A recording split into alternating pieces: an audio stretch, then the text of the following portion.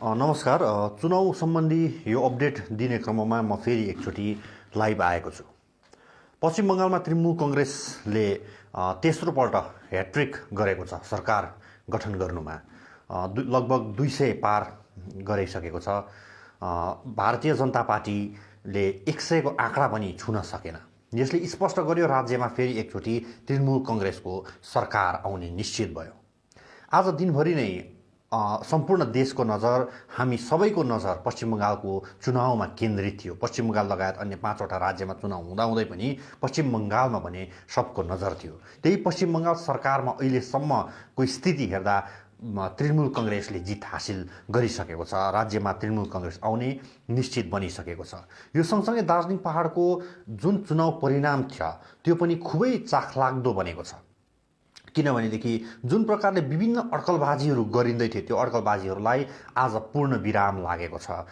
सम्पूर्ण आँकडा आइसकेको छ। जित कसको भइसकेको छ त्यो कुरो तपाईहरुलाई थाहा छ। त के कति मार्जिनले भएको छ त्यो मार्जिनको पछाडिको जुन मतदाताहरूको राजनीति छ, मतदाताहरूले गरेको मत छ, त्यस विषय सँगसँगै त्यसले भोलिको दिनमा दार्जिलिङ पहाडको राजनीतिक समीकरणमा के कस्तो प्रभाव पार्छ भन्ने कुरामा छोटो चर्चा गर्दै म तपाईहरुलाई जानकारी गराउँदैछु। आजको यो डाटा दार्जिलिङमा भारतीय जनता पार्टीका उम्मेदवार निरज जिम्बा दोस्रो चोटि विधायक बनेका छन्। गत उपचुनावमा पनि जित हासिल गरेका निरज जिम्बाले यसचोटि जित हासिल गरेका छन्। जिएनएलले पनि भारतीय जनता पार्टीको विशेष गठबन्धन अनि क्रामकपाको गठबन्धनमा उनले जित हासिल गरेका छन्। उनले दार्जिलिङबाट 22,605 भोटले जित हासिल गरेका छन्। यो ठुलो जित हो। 22,605 भोटले दार्जिलिङबाट जित्नु भनेको निरज जिम्बाको निम्ति, भारतीय जनता पार्टीको निम्ति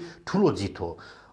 निरज जिम्बाले प्राप्त गरेका छन् 67,161 भोट अनि केशवराज पोखरेलले 46,927 भोट प्राप्त गरेका छन्। जबकि योभन्दा अगाडि नै विनय तामाङले लगभग 44,000 भोट प्राप्त गरेका थिए बाई इलेक्सनमा। त्यो भोटको मार्जिन धेरै बढेको छैन।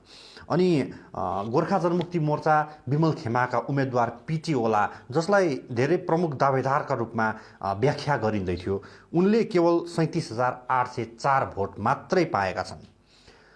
कालेबुङमा रुदेन सादा लेप्चाले सुरुदेखि नै लिड गरिराखेको थियो।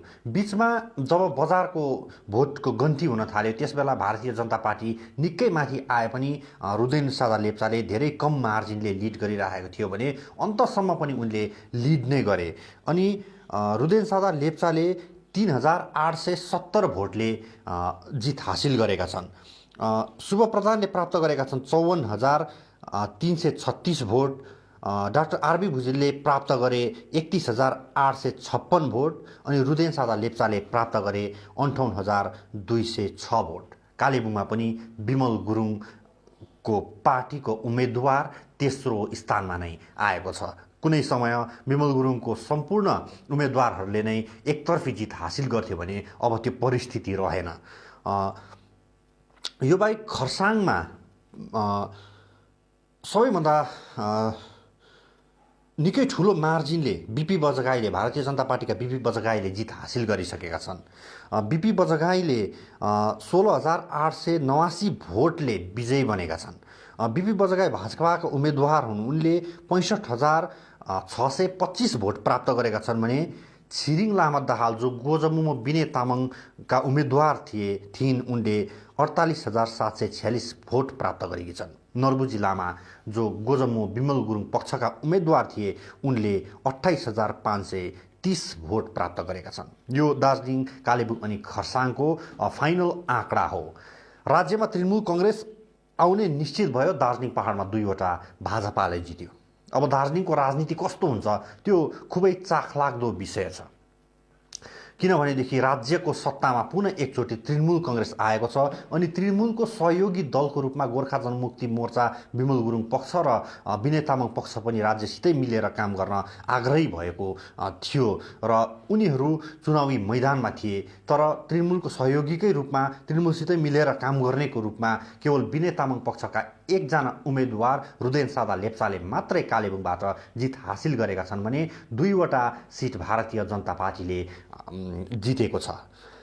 यो सँगसँगै अरू जति पनि भारतीय जनता पार्टीमा गठबन्धनमा रहेका दलहरूले 2वटा ठाउँमा जिताए पनि कालेबुङमा भने रुदेन सादा लेप्चाको जित भइसकेको छ। यो बाहेक उत्तर बङ्गालमा लगभग 54वटा सिटमा अहिलेसम्म पूर्ण डाटा हामीसित आइसकेको छैन। करिब 35वटा भारतीय जनता 35वटा तृणमूल कङ्ग्रेसले जित हासिल गरेको छ भने दार्जिलिङ जिल्लामा भने जुन दार्जिलिङ जिल्ला छ, सिलगढी लगायतका दार्जिलिङ जिल्ला, त्यसमा भने 5वटा ठाउँमा भारतीय जनता पार्टीले जित हासिल गरेको छ। निरज जिम्बाले दार्जिलिङमा जितेका छन् भने शङ्कर घोषले सिलगढीमा जितेका छन्, बिपी बजगाईले खरसाङमा जितेका छन्, आनन्दमयी बर्मनले मतिगढामा जितेका छन्, दुर्ग मुर्मुले फाँसीदेवामा जितेका छन्। यी जम्मै क्षेत्रहरूमा विमल गुरुङले तृणमूल कङ्ग्रेसलाई जिताउने दावी गर्दै उनले ती ठाउँहरूमा पनि चुनाव प्रचार गरेका थिए भने दार्जिलिङ जिल्ला अन्तर्गत पर्ने यी 5वटा क्षेत्रमा भने भारतीय जनता पार्टीले जित हासिल गरिसकेको छ।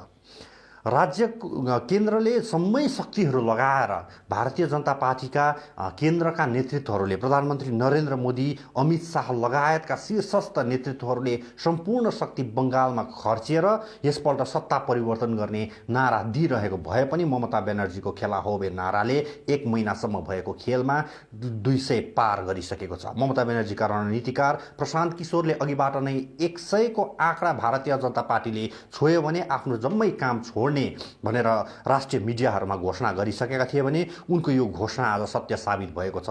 भारतीय जनता पार्टीले बङ्गालमा 103वटा अङ्क भएको सिट समेत हत्याउन सकेन, 100 को आँकडा पार गर्न सकेन। यो सँगसँगै राज्यमा अब तृणमूल कङ्ग्रेस आइसकेको छ। दार्जिलिङले भने 2वटा सिट भारतीय जनता पार्टीलाई जिताइसकेको छ। 2017 देखि यता जुन प्रकारले दार्जिलिङको राजनीति अस्थिर बनेको छ, जिटिएमा को चुनाव भएको छैन, भारतीय जनता पार्टीले स्थायी राजनीतिक समाधान र जनजातिको मुद्दालाई अहिलेसम्म थाँतीमा राखेको छ भने स्थायी राजनीतिक समाधान कुनै पनि ठोस व्यवस्था गर्न सकेको छैन। जिटिएमा राज्य सरकारले अहिलेसम्म चुनाव नगराएर निर्वाचित रूपमा अनित थापालाई राख्दै आएका थिए भने अहिले इलेक्सन कमिसनको निम्ति इलेक्सनको समयमा चुनाव आयोगको निर्देश अनुसार उनलाई हटाइएको छ। के अब जिटिएमा फेरि अनित थापालाई नै राख्छन् कि राज्यले जिटिएको चुनाव गराउँछ? अब जिटिएको चुनाव गरायो भने दार्जिलिङको राजनीति फेरि कस्तो हुन्छ? यो अहिलेको जम्मै राजनीतिले भोलिको दार्जिलिङको चुनावी राजनैतिक समीकरण निर्धारण गर्छ। किनभनेदेखि दार्जिलिङको 3वटै ठाउँमा विनय तामाङ फ्र्याक्सन, जुन फ्र्याक्सनलाई 2017मा जाति विरोधी अथवा गद्दारको ट्याग लागेको थियो, त्यही दलले कालेबुङमा जित हासिल गरेको छ भने 2वटा ठाउँमा पनि उत्साहजनक सम्मानजनक एउटा भोट नै प्राप्त गरेका छन्। यद्यपि भारतीय जनता पार्टीको जित भएको छ, तर 3वटै ठाउँमा भारतीय जनता पार्टीको जित भएको छ। गोर्खा जनमुक्ति मोर्चा विनय तामाङ फ्र्याक्सनले पनि सम्मानजनक भोट पाएका छन्, तर विमल गुरुङले भने 3वटै ठाउँमा 3rd पोजिसनमा आएका छन्। यो चुनावबाट एउटा ठुलो प्रश्न पनि खडा हुन्छ, के दार्जिलिङ पहाडमा अब विमल राजको अन्त भइसकेकै हो? अब विमल गुरुङ फेरि सत्तामा फर्किन सक्दैनन् भन्ने कुरा ठुलो प्रश्न छ। कुनै समय जाति मुद्दा, अलग राज्य गोर्खाल्यान्ड भनेर नै भोट सङ्ग्रह गर्ने अथवा दार्जिलिङ पहाडको जम्मै जनताले उनलाई विश्वास गरेका थिए भनेदेखि अहिले आएर यो विश्वास हट्दै गरेको पनि स्पष्ट छ। किनभनेदेखि विमल गुरुङ जति बेलासम्म भारतीय जनता पार्टीसँग थिए त्यति बेलासम्म जनताका आस्था उनीमाथि थियो। तृणमूल कङ्ग्रेससित मिलेर आइसकेपछि उनले निर्दलीय रूपमा, स्वतन्त्र रूपमा दार्जिलिङ पहाडको 3वटा ठाउँमा उम्मेदवारिता दिए, तर उनको उम्मेदवारितालाई जनताले विश्वास गरेनन्। उनले तेस्रो स्थान ओगट्न पर्यो। यो घटना पहिलोचोटि हो, किनभने विमल गुरुङको गोर्खा जनमुक्ति मोर्चा अस्तित्वमा आएपछि दार्जिलिङ पहाड, दार्जिलिङ कालेबुङ अनि खरसाङमा गोर्खा जनमुक्ति मोर्चा विमल गुरुङले जसलाई टिकट दियो उसको जित निश्चित हुने गर्थ्यो। तर यसपल्ट भने त्यस्तो परिस्थिति भएन। केवल यसभन्दा अगाडिको चुनावमा कालेबुङमा डाक्टर हर्कबहादुर छेत्री अनि सरिता राईमा प्रतिस्पर्धा भएको थियो भने अरू ठाउँहरूमा भने एकतर्फी जित हुने गर्थ्यो। तर यसपल्ट भने दार्जिलिङको चुनाव जस्तै भयो, त्रिकोणीय लडाइँ थियो। कसले जित्छ स्पष्ट थिएन, कसले हार्छ स्पष्ट थिएन। तर यो त्रिकोणीय लडाइँमा जनताले स्वेच्छाले भोट दिएर दार्जिलिङ अनि खरसाङमा भारतीय जनता पार्टीलाई जिताएका छन् भने कालेबुङमा विनय फ्र्याक्सनका उम्मेद्वार रुदेन सादा लेप्चालाई जिताएका छन्। रुदेन सादा लेप्चाले विकासको मुद्दालाई नै अगाडि बढाउने चुनावको यो जितपछि बताएका छन् भने उनले मेनिफेस्टोमा उल्लेख गरेका कुराहरू मूल रूपमा अगाडि बढाउने कुरा गरेका छन् भने निरज जिम्बाले जातीय मुद्दालाई नै अगाडि बढाउँछु भनेर यो चुनावी जितपछि आफ्नो बयान दिइसकेका छन्।